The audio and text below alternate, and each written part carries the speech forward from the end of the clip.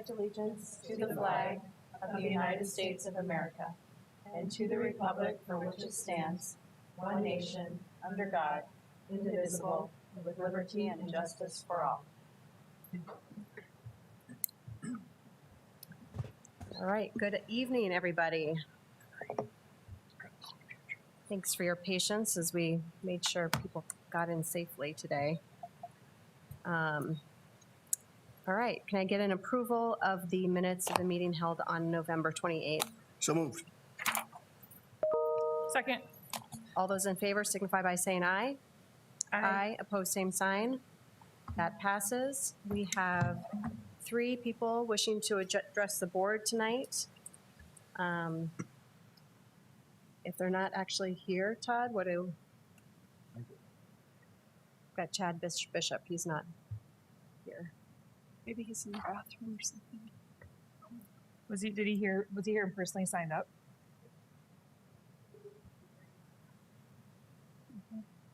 We have If it doesn't make it when it's his turn.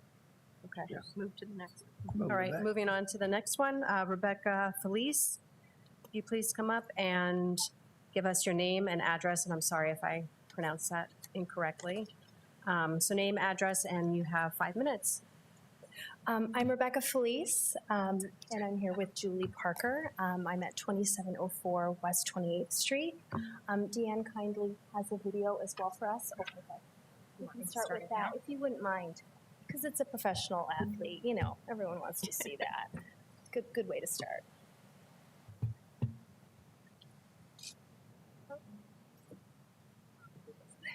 I put you on the spot.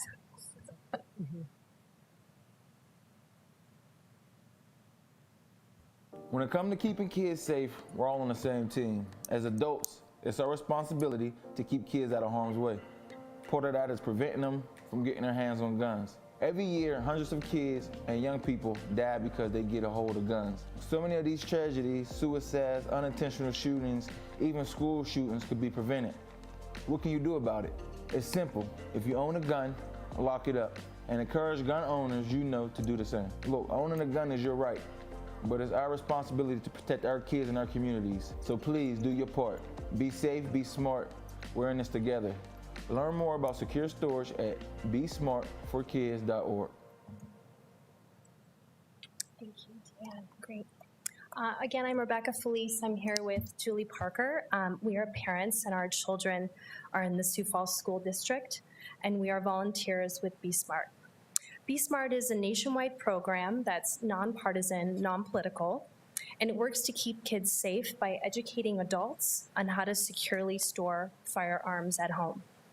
Tonight, we'll give you an overview of the Be Smart program, review a few national statistics concerning unintentional shootings involving children, discuss local incidences of gun violence, and conclude with a few action items. Educators and administrators work tirelessly to ensure the safety of students, and we're confident the Be Smart program would be an integral part of that mission. So what is Be Smart? S, secure all guns in homes and vehicles. M, model responsible behavior around guns. A, ask about the presence of unsecured firearms in homes that your children may visit. R, recognize the role of guns in suicide. Lastly, T, tell your peers to be smart. Here are a few national statistics concerning firearms in children. These statistics are provided by the Centers for Disease Control. Firearms are the leading cause of death among children and teens in the United States. 13 million households with children under 18 contain at least one gun, and 4.6 million children live in a household with a loaded and unlocked firearm. Lastly, 700 children living in the United States die by gun suicide each year. Lastly, I'll mention a few of our local Be Smart partners and state and national partners. Firstly, the Sioux Falls Police Department. We met with Chief Jonathan Toome about the program, and he expressed in particular that stolen firearms from vehicles is a particular concern for the police department. The Sioux Falls VA is a partner. The Helpline Center and Sioux Falls Lost and Found. the Sioux Falls Suicide Prevention Task Force. Statewide partner Aberdeen School District circulates Be Smart program each year. The Aberdeen Police Department is a partner. And lastly, national partners include the National PTA, Safe Kids Worldwide, and the National Organization of Black Law Enforcement Executives. Thank you. Thank you. Hi, I'm Julie Parker. My address is 6909 West 64th Street. I have children in Pettigrew and Jefferson. We like to pretend that gun violence affects other people and communities, not ours, but that simply isn't true. Over 80% of school shooters under the age of 18 obtain the gun they used from a relative's home. This was the case in the 2015 Harrisburg school shooting in which the principal was shot. If not for the quick action of another staff member, the outcome of that shooting could have been quite different. The teenage shooter was able to access an unsecured gun from his home. In 2021, a Harrisburg high school student died by gun suicide with a gun accessed in his home. One study found that 3/4 of children know where their gun is stored, even when their parents don't think they know. In the spring of 2022, a student brought a handgun to a Catholic elementary school and was showing the gun to others on the playground at recess. This was a gun that his grandmother had given him for a present. And most recently, in the fall of 2022, there was the nationwide school shooting hoax that impacted the students and staff at Lincoln High School here in Sioux Falls. The South Dakota Department of Health Youth Risk Behavior Study revealed that in the past 10 years, there have been 215 South Dakota children and teens who have died by suicide, most of those occurring in 2020 and 2021. And suicide is the leading cause of death in South Dakota for children ages 10 to 19, with firearms being the most lethal of means. Securely storing firearms, locked, unloaded, and separate from ammunition, can help prevent the risk of unintentional shootings, gun suicide, and violence in our schools and community. It is always the adult's responsibility to prevent unauthorized access to guns, not a curious child's responsibility to avoid guns. The Sioux Falls School District is a trusted source of information and education for both children and the community. There are a number of ways that the school board and school district can partner with the Be Smart program. The board could pass a secure storage resolution and distribute that to all district families, asking parents to acknowledge the importance of secure firearm storage. Volunteers could give the Be Smart presentation to the board, to individual schools, and to one of the district's educational family forum presentation. Volunteers could present the Be Smart program as one of the district's community education programs. The district could distribute Be Smart secure storage information as part of the back-to-school information given to all parents. And volunteers would work with district personnel on other ways to get the Be Smart information to parents. In closing, we would like to continue the conversation regarding secure storage of firearms with the school board and appropriate district personnel to get this life-saving information to parents. It is in partnership with parents in the community that schools can further the safety of its students and staff. Our contact information is in the packets that we left for you earlier this month, and we would be happy to follow up with school district personnel to talk about this further. Thank you. Thank you. All right, and last, Chad Bishop. Name and address, please.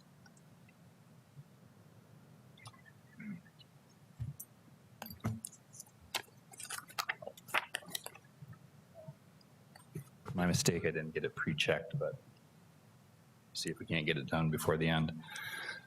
Good evening, my name is Chad Bishop. I live at 7405 South Valencia Drive here in Sioux Falls.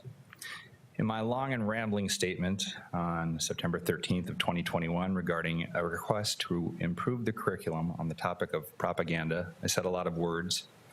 One item I referenced specifically was the reading of Dr. Ibram X. Kendi's Anti-Racist Baby to my 4th grade daughter in the Sioux Falls School District. I frame the argument that this is an example of propaganda as the author claims babies are taught to be racist or anti-racist. There is no neutrality. And he gets to define what anti-racist means. I didn't ask you to ban this book. I asked you to teach my children to recognize it for what it was, pure propaganda.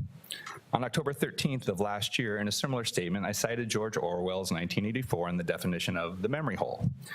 At that time, I said, during our last presidential election, one significant piece of information that may have been damaging to one of the candidates was memory hold by the mainstream media and social media. The propaganda put forth was that this information was clearly Russian disinformation, and 50 different members of the intelligence community signed a letter to this effect. Did you know that emails handled by large providers are tracked? Cryptography is used to fingerprint emails using math and computer science in such a way that they can be proven to be legitimate at a later date. This is called domain keys identified email. One particularly capable technical expert was approached by a journalist with the full email data, including the headers. This expert documented the methods he used to cryptographically verify in a way that cannot be spoofed with known technology prior to the election. He did it in the public and in such a way as any curious journalist could have replicated it and verified prior to the election. 10% for the big guy now means something to everyone. In addition to teaching my children about propaganda, please teach our children about censorship and the memory hole. I am sure that seemed like an odd thing to bring up at the time, but now consider the reporting by none other than the Washington Post this March in an article titled, "Here's How the Post Analyzed the Hunter Biden Laptop." Attempts to verify their emails relied mainly on a technology called DKIM, which stands for Domain Keys Identified Email, or mail. DKIM is a cryptographic technology used by Google and some other email services to verify the identities of senders. Even the New York Times finally reported it in March. This is 769 days after the Post broke the story. A little late for voters in the Democratic Society to educate themselves on the subject. Now remember, 50 members of the intelligence community assured us this was Russian propaganda. Now it seems that it is, at least in part, verified using cryptography. It's interesting. So how did the dad at a Sioux Falls School Board meeting scoop the Post and the Times by 5 months on DKIM? Even Argus. Now to the Twitter files. Now Elon Musk has allowed journalist Matt Taibbi to access the internal communications of Twitter to document what is being called the Twitter files. In part, this document is how Twitter censored in real time access to the original New York Post scoop on the Hunter Biden laptop. I still wonder, didn't anyone at Twitter understand DKIM? I haven't seen that question answered yet. Links to the source code for verification were published in a timely manner on their own platform from a credible expert. The censorship now appears to be part of a coordinated propaganda campaign, very real, very timely for the consideration of our new social studies standards. To the credit of the creators of the current social studies standards, they contain an entry specifically addressing propaganda under high school world history. 9 through 12, H3.2, interpret and critique historical propaganda sources based on their maker, date, place of origin, intended audience, and purpose. Much to my chagrin, the newly proposed standards do not have a specific reference to propaganda. I'm going to attempt to change that, maybe with your help. I will likely include the current entry. Of course, I'm going to want some others, perhaps something about COVID, or infection-induced immunity, or mucosal immunity, maybe perhaps on devices and social media to help our children understand how to navigate the modern world. Taking an inspiration from Mr. Robert Graham, I'm going to attempt to craft a handful of proposed curriculum changes on GitHub in an open source manner, the same way we develop code. I'm going to solicit input from anyone in the state who wants to participate. All educators engaging in good faith will be welcome. I will then take, parents too, anybody, citizens are welcome. I will then take these proposed changes to the next Department of Education hearing on the social studies standards and see what happens. Thank you for your time. Thank you. And we don't have anybody wishing to address the board on agenda items, so moving on to item 6, approval of the agenda. Can I get a motion and a second, please? So moved. Second. All those in favor signify by saying aye. Aye. Opposed, same sign. On to the good news report. Deanne. Good evening.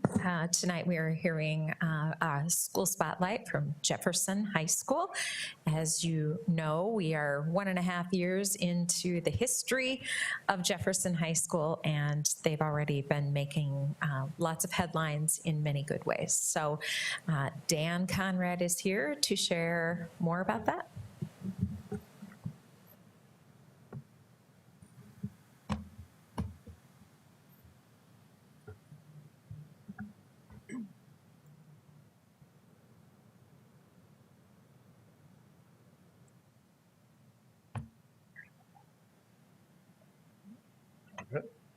All right. Good evening, and thanks for having Jefferson out here tonight. My name is Dan Conrad, principal at Jefferson High School, and this is my 3rd year at Jefferson, technically. My assistants, Miss Dolly Anderson and Mr. Lance Siebenoller and Mr. Statham, together we help to ensure kids have access at Jefferson. So a little bit about Jefferson. We opened up our doors in the fall of 2021. We serve the northwest area of Sioux Falls, and on the screen in front, you'll see our diversity as we look to provide opportunities. The picture on the right was our senior class this year as they tailgated for the first day of school. I don't know if you see that everywhere, but it's kind of a cool deal as you see the sunrise on Jefferson and some of the seniors, the class of 2023, excited for the start. And a little bit more, we have 107 classroom teachers, 6 counselors, success coordinator, social worker, a school nurse that provides that, and a little overview top down of Jefferson. Each fall, 2 falls in a row now, we try to do a fall activities kickoff. So what you see is our cheerleaders leading all of our fall activities. We do it on a Saturday, 4 o'clock. We have food. We bring out our community members and celebrate the start of school. And this time it was our football team coming on. They'll scrimmage later, but we do all of our fall activities, band, the cheerleaders, the comp cheer, comp dance teams. And I think that was a big thing of Jefferson as we got started, was to put things in place so we could dispel myths and rumors about what Jefferson would or would not have and generate some excitement about a new school being opened, and give that confidence that the Sioux Falls School District has a lot of good systems in place. Because the success of Jefferson in a 1.5 years isn't just Jefferson, it's the work the district has done. And having been a product of the Sioux Falls School District, I can attest to that. Some things we offer at Jefferson: project-based learning academy, freshman academy to help with transition 8th to 9th grade year, advanced placement courses. We have over 20 AP courses, and you would see those same courses at a Roosevelt, Washington, or Lincoln. And dual credit courses. Specific to Jefferson, we offer in-house a dual credit speech, government, and college algebra, along with teacher pathways. And this fall, we have 46 students in our teacher pathway 1 class, where they'll have the option for dual credit with USD. So a lot of good things. The kids have generated more than 70 clubs or activities where kids can be a part of as we go through. When we started Jefferson, we framed it on the message. I would say this would be our banner that we have in our classrooms. On the left-hand side, you would see the why. Why Jefferson? It's a place where all means all. That vision, people. We have a beautiful facility, but it's the people inside, the students, the staff, the community members that make it tick. And that drive, the compete piece. And compete's not about winning or losing. It is about those values of, I look at myself first, as all competitors do. I try to have the work ethic, the initiative to make right. My success of my teammates matters. I want to carry them with me. And probably most important is every kid has that optimism. The work they do is going to make a difference. So that's what frames this up. The next set of slides, you'll see areas are what would be, we want to help students become leaders. We want to help students become inclusive, serve others, and compete. So here's some of Cavaliers in action. So part of our Cavaliers include our first year. We have a Best Buddies program, and we're part of Unified Games and signed on. So on the right-hand side, you'll see our student athletes competing in Unified Games. On the left-hand side, you'll see pictures of our Best Buddies, and we have over 200 students who are participating in that, and that's why the 4 pictures. It takes a lot to get them in. That picture is framed in our library, but one of my best memories from our first year at Jefferson was our Unified Basketball Night, where The Roosevelt Rough Riders came over with Jefferson Cavaliers, and kids were kids. They had posters, they had signs cheering on everybody. And it was really cool to see the West Side come together and do that. Our goal is to continue that this year, and we hope to include the rest of the Sioux Falls schools in that event this spring. Leadership opportunities, whether it's in the classroom in the lower right in one of our innovation labs, students presenting to their peers on topics, or it's in our black box theater. That's a group of our National Honor Society students that are learning about opportunities to give back through the banquet, or that student leadership in that basketball game, unified basketball game we had last spring. Some more service. This last week, we had our first Jefferson High School Week of Generosity, where our student council partnered with other clubs and activities at Jefferson to have a highlight of the day. Last Monday, 1 week ago, they partnered with our JAG program, and they did an angel tree, providing opportunities for kids. We did a food drive, we did a clothing drive, and the week culminated as the Cavaliers took on the Rough Riders at Roosevelt, and we partnered with the 2 student councils to do a clothing drive at Roosevelt, a little competition between the 2 schools. Compete, on the left, you'll see we've had great success in our activities, and a lot of that with the kids and the coaches involved, whether that's football on the left, volleyball in the center. The one on the right is Miss Avery Summers, a junior at Jefferson. She is our first state champion in tennis, women's singles. In fact, she's a 2-time state title winner. But if you look at the box in the center, we have our 2 National Merit semifinalists this year, Samantha Anderson and Ethan Bierman. We have 37% of our students earned an academic letter. That you get that by having a 3.5 GPA for 2 consecutive semesters. 273 students have registered to take 413 AP exams, and that number is going to be a little light because we still have semester courses in the spring, so we have kids that still have yet to register, and that is just in our 2nd year. So a lot of good things happening academically at Jefferson. More of our activities. If you look on the left, there was a food drive this fall for the President's Bowl, and the Jefferson Cavalier student body ended up coming out on top of that. You'll see our academic letter banquet in the bottom center. And then you'll see our comp cheer team took 3rd place the last 2 years in comp cheer. And in the top right-hand corner is our girls basketball team from last spring that took 3rd, and our boys basketball team in the lower right. So a lot of kids involved, and that adds to that experience. So Cavaliers in action. The bottom left, top right would be homecoming activities where kids are performing. You'll see some kids in art class, science class, dissecting things, and you'll see our student body at events and games. Here's a little bit about how we're using our spaces. The learning stairs, you'll see presentations there in that top left corner.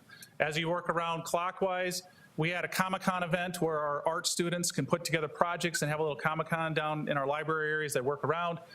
The top right-hand corner would be a picture of our library from the top down, as you see kids using that. Then we have our wood shop, our winter play this last winter. And in the lower right-hand corner, as we try to reach out to all of our groups of students, we had Hispanic leaders in the community come in and talk to some groups of our students and talked about the value of education and how they're using it as they're working. Here's our homecoming court from this year. On the right is our freshman class of 2026 as we're trying to get them to learn the school song as we go through, and that's an event in and of itself. But what a great school culture and climate as at the end of games, the kids are on the court or on the field singing the school song and bringing everybody together. And there it is, in case you were wondering what the words are. We believe the kids should at least say unite, unite. Anybody can do that part as you get through it. As we close out, we do have a variety of activities. So the fine arts, you got your band in the top right, a show choir in the center, the cheerleading squad on the right, and then we have a couple classrooms where they're working on things. The top left is a physics class doing an egg drop and learning about conservation of momentum. And then what we're all here for is graduation. So this is the class of 2023, the inaugural class of Jefferson High School, which was about 160 students. This year, we look forward to our senior class being about 360 students. So we will see as Jefferson continues to learn and grow as a community. At this time, if there's any questions that we can answer, we have our webpage and also our activities Twitter piece that we try to push information out on too. But thank you guys for the time. Thank you very much. Yeah. Sounds like you're excited about it. How can you not be excited about school? Right. Absolutely. I know my kids have several friends that go to Jefferson and have nothing but great things to say about the activities and the way, I know when I go to games, I'm always shocked at how packed your student section is. And it's just a great, they're very involved. They're very attentive. I love their themes. Like they just have a good representation. And so I think that there's a lot of excitement about a new building, but I also agree with what you're saying is that it really is the people and how you get them involved, and starting off with a great group of leaders of seniors that you had last year who really dug in and created some things to make it, even though they were only going to be there for a year, they were still invested in wanting to make it a great place. And I think it has a really, really bright future of people wanting to be there and go and learn and enjoy and experience the unique culture of that high school. So thank you for all of your leadership and work out there too. You're welcome. Thanks for the kind words. I know when you see the kids get involved, and it is about the kids and the staff, but it is about the people and the buy-in and how they take care of each other, which is a good thing. So I know they've used all means, but Mr. Conrad, all means all. And I go, yes, you're correct. I go, but we do have to wait for certain things like driver's licenses and things like that. So, but it's a great place to be, just like all the Sioux Falls schools are. Parking is definitely a jealous issue with the other schools. They can't believe when they're driving your parking lot and there's like so many spots and there's not at other schools. So enjoy that while it lasts. Very much. Thank you. Thank you, guys. Appreciate I just want to add, I was out there a couple of times over the last week, and I think whenever you build a new school and you have spaces that are some of those informal spaces, you wonder how and will they really be used well? And today they were in all of them. And I asked a couple of the kids just, do you sit here often or is this just once in a while? And they said, we're here every day in the study rooms and in those commons areas. And it's just interesting to think about the concept of school when you have those spaces for learning as well as our traditional spaces, but it's nice to see them well used. So good job on the design, Mr. Kreider. Thank you. All right, thank you. Drive safe. Yes. Okay, we had no new conflicts of interest, so move on to the approval of the consent agenda. Can I get a motion and a second, please? So moved. Second. All those in favor signify by saying aye. Aye. Opposed, same sign. That motion passes. Moving on to item 10, supplemental consent agenda, approval of claims to Sanford Health. Can I get a motion and a second, please? So moved. Second. All those in favor signify by saying aye. Aye. Aye. Opposed, same sign. That motion passes with one abstention from Board Member Ryder. And now we are on to the reports of the superintendent. Dr. Stabum.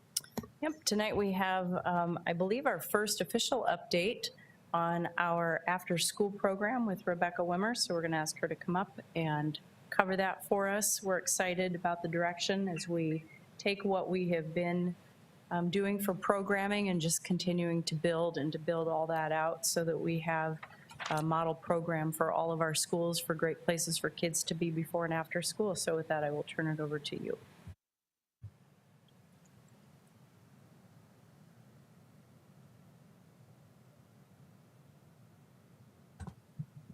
Excellent. I really appreciate the opportunity to be here today and to share a little bit. I have been with the Sioux Falls School District just about a year. It'll be a year at the end of December. And I'm just really fortunate to be part of such a great community here at the school district. So tonight I want to talk a little bit about after school and share with you where we've been as a school district, that little bit of history, where we are currently as well as where we're planning to go in the future. There's a lot of exciting things, as Dr. Stabum said, that have been happening over the last year, and I'm just really excited to share those with you. So starting with our Kids Inc. program, I have had the opportunity to see a lot of programs across the country for after school and summer programs. I've been on national committees that have helped develop standards for after school and summer programming. So in my opinion, I've seen a lot of things out there. And so coming to the Sioux Falls School District, I really thought I would see a quality program. Some of the stuff that I've seen across the country, but I don't think that I was prepared for the exceptional level of programming that the Sioux Falls School District has. The Kids Inc. program has standards that far exceed what national standards would be for after-school programming. connecting that to our curriculum, to those standards that the South Dakota Department of Education puts out there for us. It's just an incredible program, and that's evidenced by the use that it gets with our families. We currently have well over 500 students on a wait list for our Kids Inc. program. And were it not for challenges for staffing, we would definitely take those students in and be able to provide that. But it is just an exceptional program. So very excited that we have such a strong foundation. With that, as we look to kind of that future, I know that we have a really good place to launch from.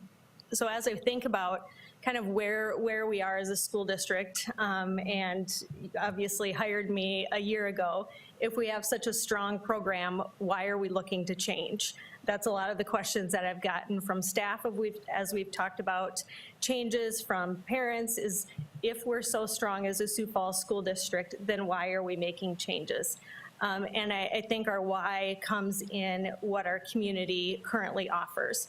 We are also part of quite an incredible community. I've been here for nearly 30 years and have had the opportunity to work in a number of capacities for the last 25 years, working particularly with children and youth and those that are at risk.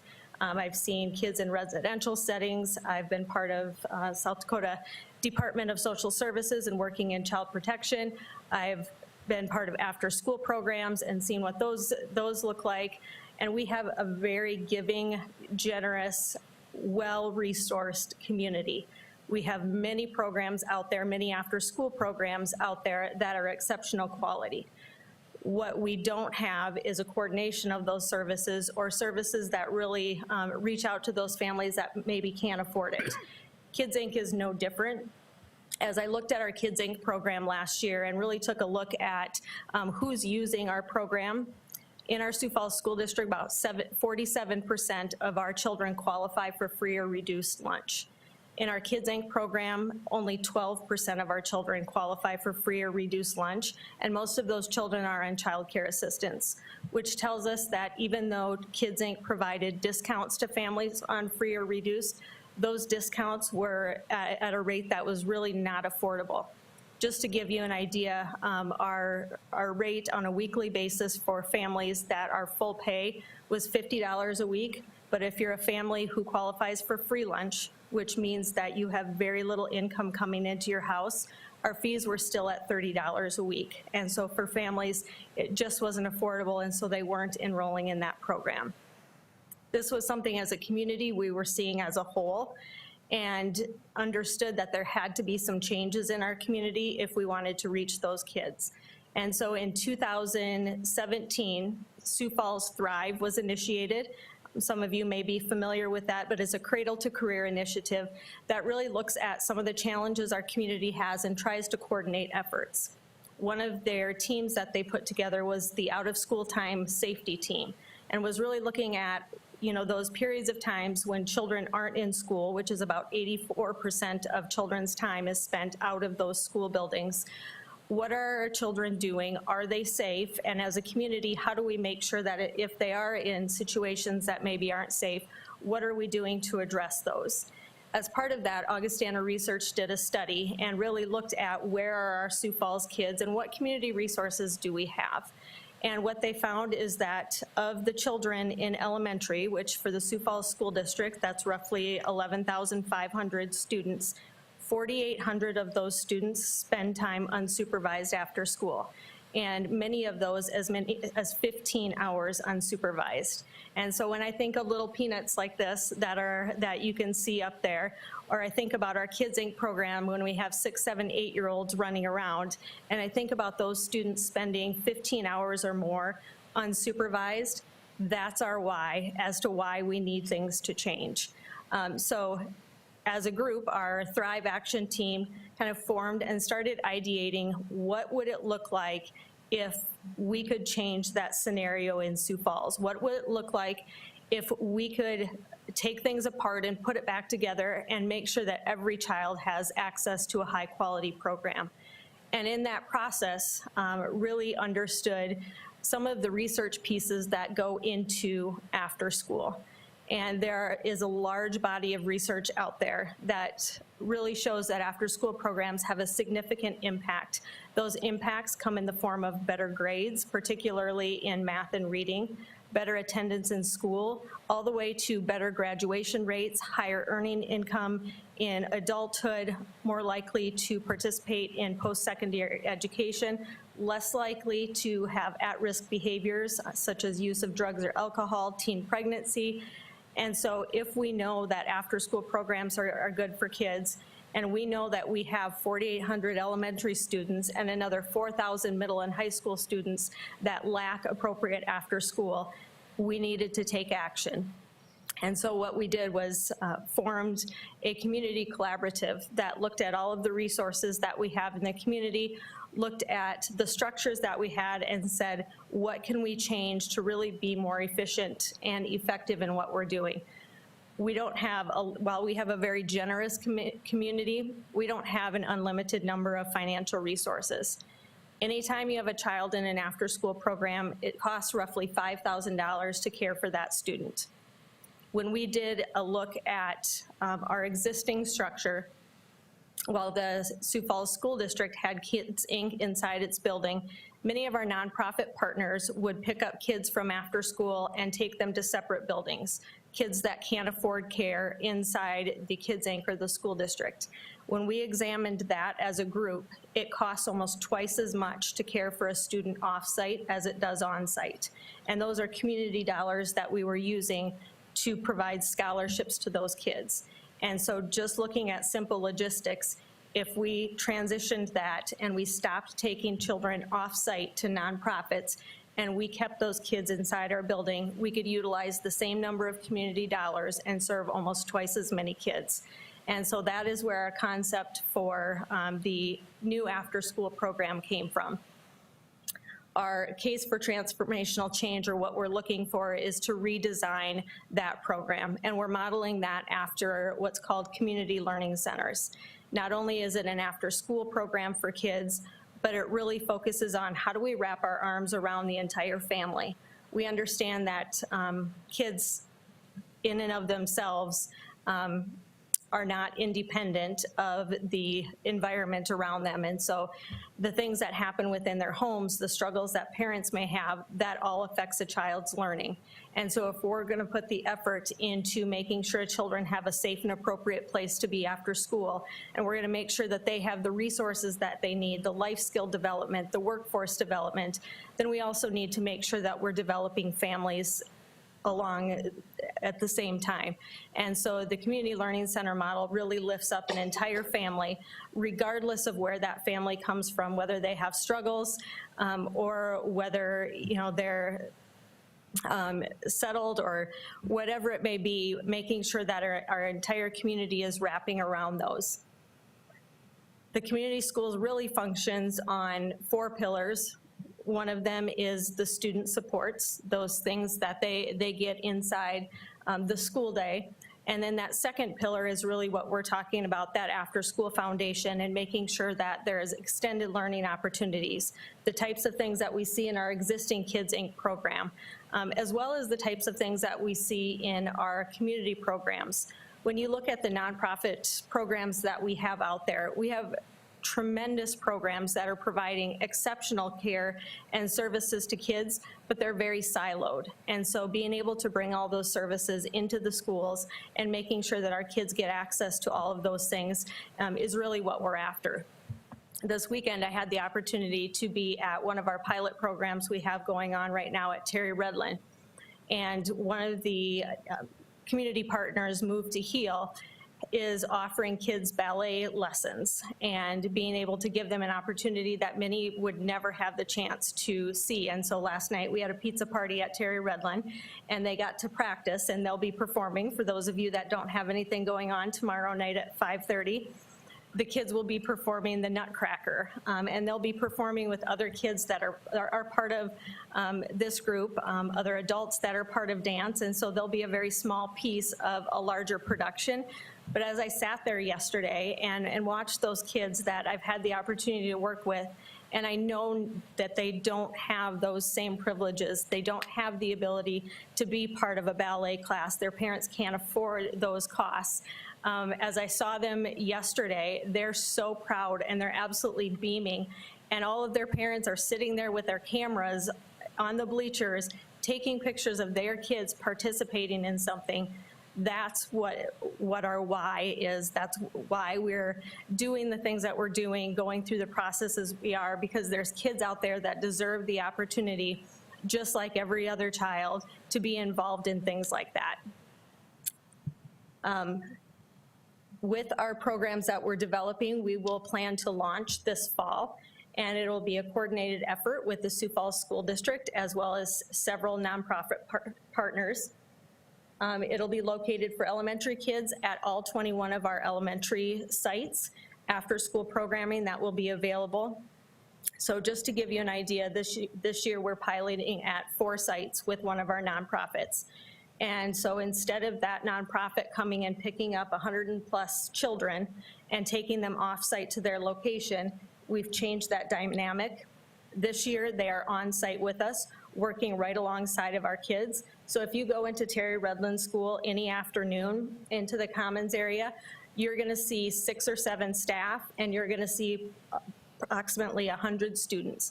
And when you walk in there, you will have no idea which staff belong to the nonprofit or which staff belong to the school district. You'll have no idea which children are being paid or subsidized for their program and which children have their parents paying for their program. You have no idea which children are behind in their academics, which children have behaviors. All you see is kids engaged in after-school programming that are getting the same opportunities as every other child should get.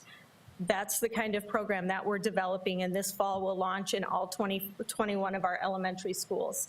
That will include tutoring programming, so making sure that those kids that are behind academically have the opportunity to get caught up. They have opportunity for one-on-one and small group time with some of our existing teachers and educational assistants who are putting in the time to be able to tutor them after school. They'll have an enrichment program like we talked about, the ballet classes, the things like that that are brought in. Washington Pavilion comes in with action arts and science programs to really enhance what our kids are getting. So those will be built into their programming. They'll also have meals and snacks. For many of our kids that are food insecure, having that snack available after school and knowing that they can also walk out the door at night with a meal before they go home is a big thing for our kids. I watch them in the afternoons when I go to those 4 sites. We've implemented the meal program in 4 sites. And as soon as it's that 5:30 time frame and that cooler opens up, the line starts already, and those kids are anxious to take those meals home and make sure that they have something to eat at night. One of the things that I think is very endearing is most of those kids will ask if there's extra because they have little siblings at home, and that they know there's likely not anything at home for those kids to eat. And so they want to make sure that if there's extra, they can take it home as well. And then transportation is another piece. One of the barriers that the Augustana Research Institute found that prevented parents from getting their kids into an after-school program was transportation. And obviously they can get to school, but then who's there to pick them up at 6 o'clock? Parents either are working or maybe don't have the transportation. And so through grant funding, we are able to provide transportation home for those students who need it. As we develop our elementary program, we'll also focus on that middle school and high school age group. Very similar in terms of the types of things that we want to offer, but obviously in middle school and high school, you offer things a little bit differently. So very interest-based, making sure that we're listening to our students as to what types of programs they want to see. We recently did some surveys, particularly at McGovern Middle School, to kind of find out what is it that our students want? And I really anticipated that we would hear things like, I want video games, I want foosball tables, things like that, and it was very different.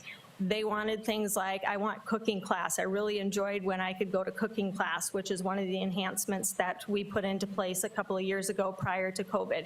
I want a place to hang out with my friends. I want a place where I can play basketball. They don't get the opportunity maybe to play basketball. They're not part of a team, but they really just want a space to be able to play. And the other thing that they mentioned was they need food. Food comes up so many times, but for these kids particularly, they mentioned that food is a concern. But they did clarify that it has to be good food. So if we're going to make sure they have a meal, they would like it to be good food, and they gave us some examples of what constitutes good food. So we'll take that to heart. But really just interested in pursuing those areas where they can learn and develop. For high school, we're along that same path. Are starting the process of surveying our high school students to find out what are some of the things that they need so that we can help develop those programs. Some of the benefits we've talked about a little bit as we look at transforming this program across the community and really changing how after school looks in our community. We need to know that there's going to be benefits. So benefits to students and families, understanding that these models across the country, when you look at studies that have been done to look at the impact of these after-school programs, again, the increased engagement in school, better grades, better investment by parents in their child's education, better attendance rates, and then the local nonprofits. And I haven't talked a lot about the local nonprofits, but as you're coming to the table, obviously we know that there's a benefit for our kids, but what does it mean for our nonprofits? And as I started this process and started bringing this community collaborative together to talk about this concept of a community-based school program, there was a lot of nervousness on the part of our nonprofits. A year ago, I was the CEO of a nonprofit. I know where they're coming from. You've developed your identity as a nonprofit, as in, this is what we do, this is who we are. We have separate buildings where we take children to, we provide after-school care, and I'm standing there asking them to do something completely different. I'm asking them to change their identity, to change their processes, to come together and develop something as a unit, as opposed to developing their own agency, and that's a big ask. But I can tell you these nonprofits sit there and we meet generally on a bi-weekly basis. They sit there and talk about the benefits to their kids, but also the benefits to their nonprofits. One of the first agencies that I went to, I sat down with the CEO, and we were talking through, this concept of a community partnership. And he had his program director there, and he was pretty hesitant on whether he should go along with this concept. Kind of said, we've tried collaborative stuff before. It really hasn't panned out very well for us. And so he turned to his program coordinator and said, what do you think? And she said, if we can serve twice as many kids, how can we not do this? And that's what I'm seeing from our nonprofits. They're looking at this as an opportunity to really expand what we're doing. At the same time, it frees up resources for them. The nonprofit that we're partnering with this fall, by moving into the school district and partnering with us, they were able to give up a lease on a building and move one of their other programs into the space that they had their youth program in. And so significant savings for them that they were able to turn around and put those resources right back into community programs. So a lot of benefits for our nonprofits. And then our benefits for the community as we continue to expand this program, reach more kids, we're able to see some of those impacts. Juvenile crime is just one of those predictors that we look at, and could see as much as a 70% reduction in juvenile crime with these types of programs if they're done similarly to those that we've seen across the country. Resource development, obviously I've talked a lot about the benefits, but it does come at a cost. And when we talk about the cost of caring for a student is roughly $5,000 a year in elementary school, those fees are often covered by parents when they're paying for services. But what happens to those kids and those fees when families can't afford services? This past year, we were able to put in for 2 specific grants, a United Way grant, which we received, that will support an additional 100 student scholarships. And then we also received a 21st Century Grant, which is equivalent to about $1.5 million over 5 years. That will serve an additional 100 students. So just in the last year alone, we've been able to increase our scholarships by 200 students through those grants. We will continue those efforts, continue to apply for grant opportunities so we can reach additional children, but it will also take funding for the middle school and high school levels that will need to seek partnerships with individuals and businesses in our community. So we've been working on some of those processes already and have a number of pledges from community partners that have said that they will invest in this resource, understanding that that investment likely will lead to a stronger community. Just to give you an idea of kind of where we sit, we look at, you know, a multi-faceted funding approach. Some of those are parent fees, some grants, some individual donor funds, but looking at that as an entire picture, we believe that we have the ability to really achieve this and provide services to any student that would want it across the community. And then the last thing I'll talk about is measuring success. As a good quality school district, we have to have data measurements to make sure that what we're doing inside of our programming is making an impact. And so as part of that, we will be looking at a number of different measures: school attendance, after school participation, standardized test scores, academic performance, parent engagement. All of those pieces we'll be looking at on an annual basis to make sure that we're reaching those milestones, that we're accomplishing the things that we know we can accomplish with quality after-school programming. So I am excited to continue forward. Look forward to giving you additional updates as we move along and as we launch. Would welcome any questions as we're going through this process. We want to make sure that it's a process that our families feel comfortable with, our community feels comfortable with, and our community partners are comfortable in their role. Thank you.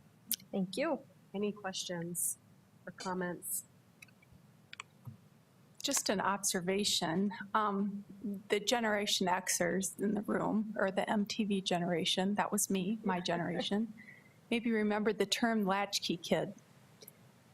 And just because we don't hear the term latchkey kid anymore doesn't mean that it still exists. But what it means is it's probably taken us 40 years to really be honest on the impacts of being home alone. And not home alone in the sense of the Christmas movie we pull out this time of year, but the real impact of home alone. And what that means for children that truly have of no fault of their own nor their parents, no other option. So to the extent that the community really came around this issue with the key stakeholders and Thrive hitting really the nail on the head, it sounds to me in your role in this, you really hit it out of the ballpark in terms of what you're going to offer after school. It's really exciting. Thank you. I appreciate that. I appreciate the opportunity. Yeah, I would agree. I would just add that there are so many kids who, for whatever the reason is, whether it's financial, whether it's transportation, don't have the opportunity to participate in other activities after school, in the evening, on the weekends, whatever it might be. And so you see that as kids get older, them not participating in things at high school or not feeling confident. And it's not even always about the activity. It's about the skills that they learn during those activities, that teamwork and that communication and things like that. And so I think the benefits that you list are numerous.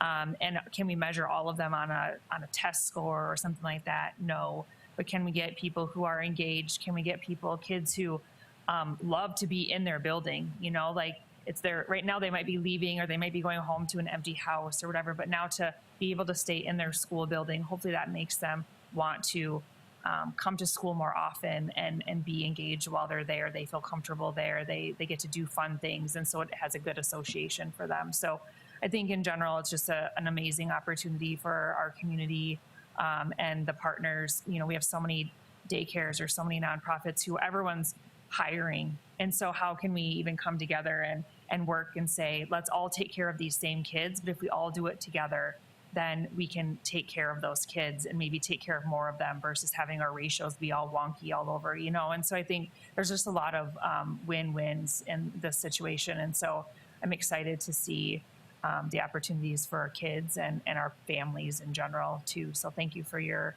work and collaboration for the last year. I know it's been a lot of work, but I think it will definitely, we'll see the benefits from it. Thank you. I recently had a parent that we were able to enroll in our Terry Redland program at no cost to the family. And last week when we were there on Tuesday, mom came in, and that student has only been going there about a month. And she said that already she has seen such a difference in that student's social development. They're more outgoing and willing to initiate things with peers, more excited to get up in the morning and go to school, and she attributes that to the after-school program. And so if we can see that kind of change just in a short month, imagine what we can do when we have a K-12 after-school coordinated program where our students can be. I agree. Thank you. Thank you. Thank you. All right, can I get a motion and a second to approve the after-school programming report, please? So moved. Second. All those in favor signify by saying aye. Aye. Opposed, same sign. That motion passes. On to the next report. Noel will provide for us our Continue to Learn plan update, which is required every 6 months.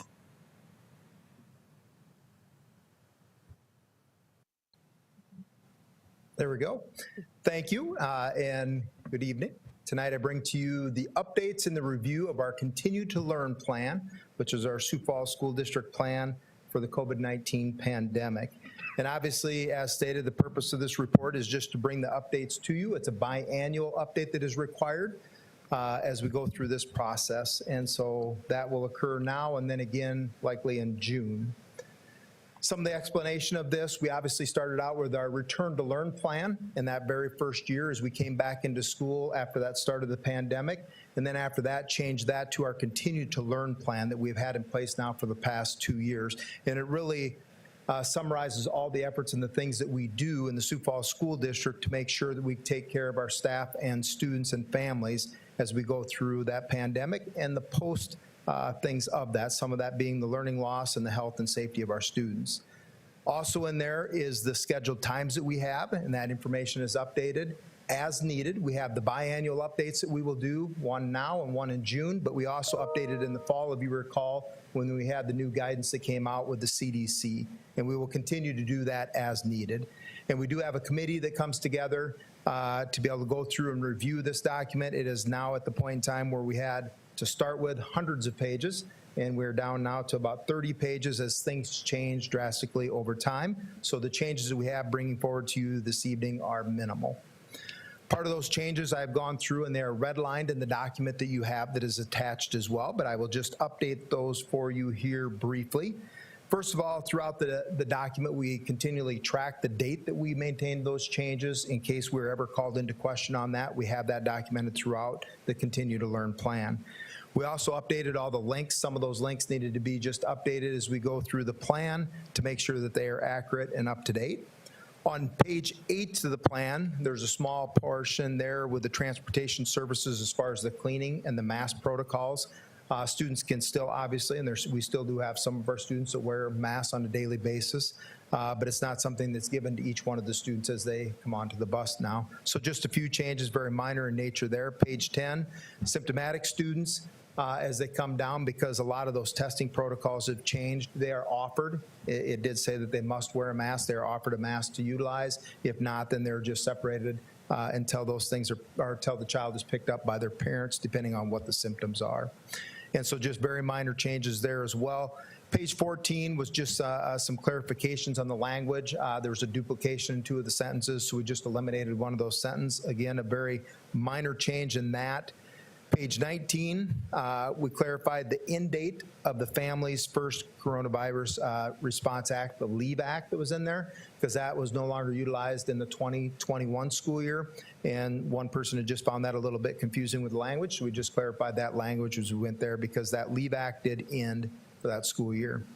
And then finally, just the budget updates, pages 26 through 28. There's 4 different changes in there.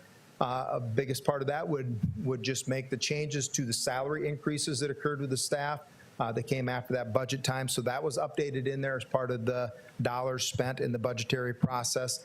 One other, that the cost for the SIPS teachers was significantly less than originally thought, so that was reflected in the report as well. And then one other area had to reduce costs, and that was reflected in the report. So just minor changes to the budgetary area that was in the report.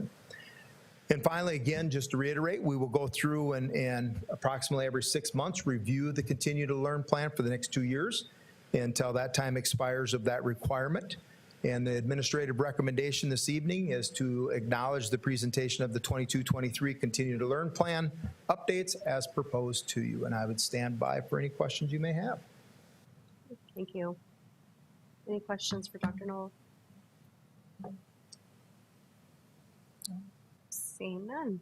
I get a motion and a second to approve the Continue to Learn plan report. So moved. Second. All those in favor signify by saying aye. Aye. Opposed, same sign. That motion passes. And can I get a motion to move into executive session per SDCL 1-25-2, front photos 2. So moved. Second. All those in favor signify by saying aye. Aye. Opposed, same sign. We will move into executive session. Thank you, everybody.